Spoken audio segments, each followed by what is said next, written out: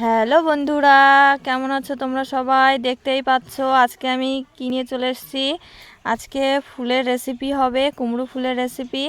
আমার মাকে বললাম যে আমাকে কটা কুমড়ো ফুল তুলে দাও, তো কুমড়ো ফুল তুলে দিচ্ছে। দেখছো তো অনেক কুমড়ো ফুল হয়েছে। আমার কিন্তু খুব ভালো লাগে কুমড়ো ফুলের বড়া খেতে। তোমাদের কেমন লাগে কমেন্ট করে অবশ্যই জানিও। দেখতেই পাচ্ছ কত সুন্দর হয়েছে ফুলগুলো, খুব দারুণ দেখাচ্ছে। ফুলগুলো এবার বেছে নিতে হবে। মা এইভাবে বেছে দিচ্ছে, সবগুলো এইভাবে বেছে নিতে হবে সুন্দর করে। ভালো করে না দেখলে এর মধ্যে পোকা থাকে, তো সুন্দর করে বাছতে হবে। একটা একটা করে বেছে নিচ্ছে।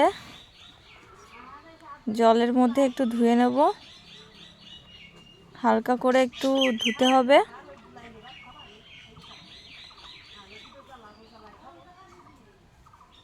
চালের গুঁড়ো নিচ্ছি। এই বড়াটা তৈরি করার জন্য চালের গুঁড়ো নিলে খুব ভালো হবে, ঠিক আছে? মুচমুচে হবে বেশ। চালের গুঁড়োটা তো আমার খুব ভালো লাগে, তোমাদের কি ভালো লাগে সেটা তো জানি না। অবশ্যই চালের গুঁড়ো দিয়ে খেয়ে দেখো।